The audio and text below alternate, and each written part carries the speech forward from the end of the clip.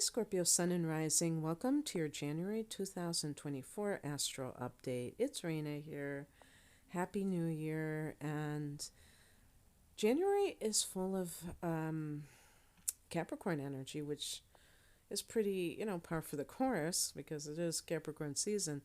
But you also have Pluto, one of your rulers, in the mix.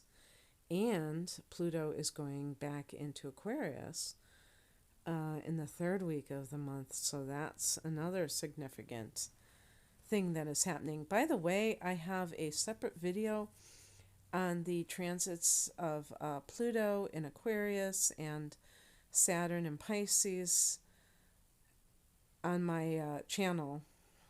So you can check out that if you want more information about what Pluto in Aquarius means. I'll touch upon it briefly, but I'm not going to go too much into it because we have other things that are going on the first of the month, Mercury goes direct at 22 degrees of Sagittarius, and this is your second house of earned income.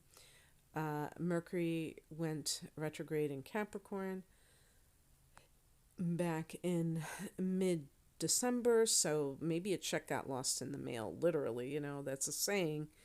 But maybe it literally did happen, and now you're kind of getting everything together and realizing what went wrong and being able to rectify that.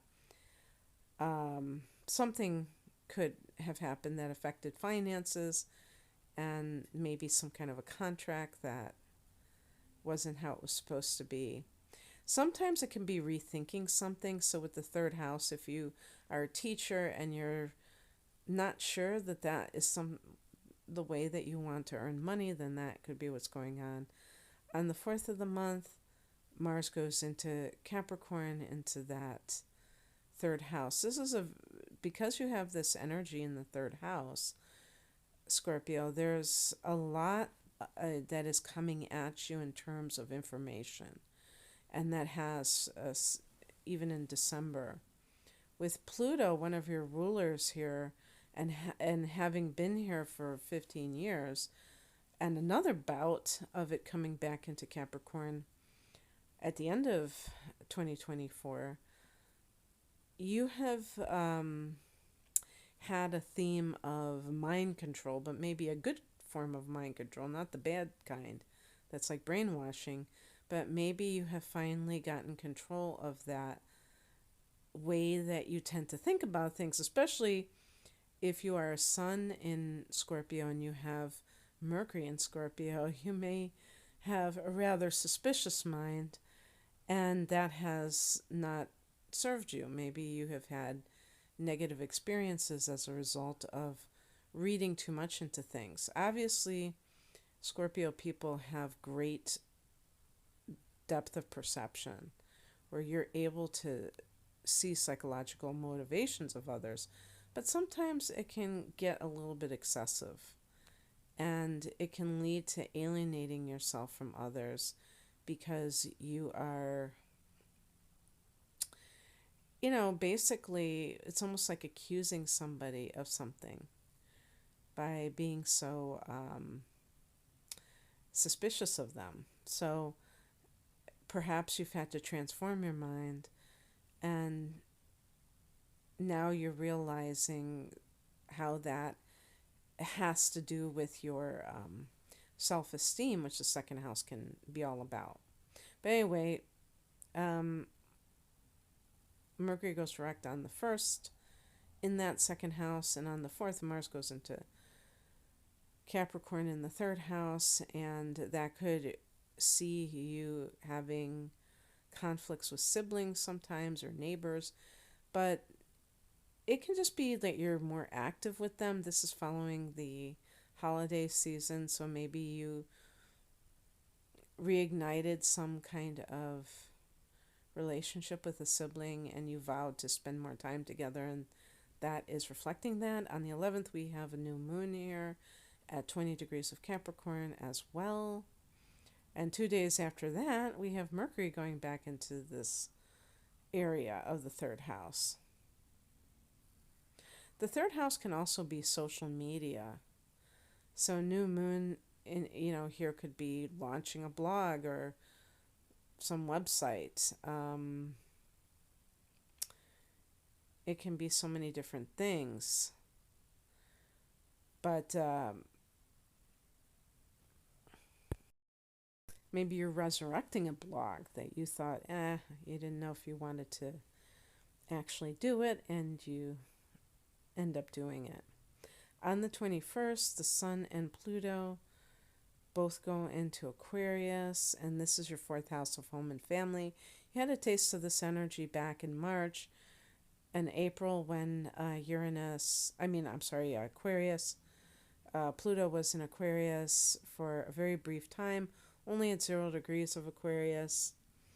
So this is going to be quite a journey that you're going to go on for the next 20 years. Like I said, there is going to be a retrograde back into Capricorn at some point. But definitely intense, Pluto in the fourth, because this is the area of home and family and your childhood. So this could be something where you have to dive deep into maybe past traumas and your relationship with your mother, to be able to heal from certain things. Not everybody has a transit of Pluto in the fourth house of home and family. I think I have done a video of that particular transit, but I have definitely done it in terms of for all of the signs for 2023 and beyond, as it pertains to Pluto and Saturn, so you can check my site for that. But the other thing, too, here is the Sun is here. So that can just simply mean that the focus is on domestic affairs at this time. On the 23rd, Venus goes into Capricorn, and, yet another planet in that third house. And if you have some kind of a blog, you could see a profit from it. Venus can bring money. You might try online dating. I don't know how many people do that who are Scorpios. You prefer the personal touch, but it is the digital age, so people do stuff like that. Harmony with siblings can be the effect here, which can be a welcome change if there has been conflict, because Mars is still here too. And Mars can simply mean that you're spending more time with your siblings, an act of doing stuff together. On the 25th, the full moon is at 5 degrees of Leo, fellow fixed sign. And for Scorpio, this is your 10th house of career. So that might be some kind of promotion even, but definitely can be recognition for your efforts. And this can be some kind of maybe you're finishing some project for your career. Some people might be finishing their careers. They're retiring or transitioning out of a certain line of work. That's always a possibility, and I would say especially since you have experienced eclipses in your sign for the last year and a half, Scorpio, you probably are the kind of person, or anybody who has these kinds of transits to their own sign, eclipses like that, can have their lives, really altered, and that can include their career path. Even if if the eclipse doesn't fall in that career sector, it could still have that effect. But that might be really positive, actually. On the 27th, Uranus goes direct at 19 degrees of Taurus in your opposite house, the seventh house of committed partnership, your favorite place, right? Scorpio. Actually, it might be your favorite place in a way because you are very in favor of one-on-one relationships rather than just kind of being superficial with a bunch of people. However, Uranus in the seventh is not, I don't think, a lot of Scorpio's cup of tea, unless you're coming out of a divorce and you're like, I'm good. I don't need to date for like the next 10 years or something. I just don't need it. Because it can make you feel like you want more freedom from maybe committed partnership or within committed partnerships, that you don't want it to be attached to the hip. And if your sun is in Scorpio, you may have inner planets in Libra that can make you more like, have an attitude that's like, oh yeah, we're supposed to be always together, which is really kind of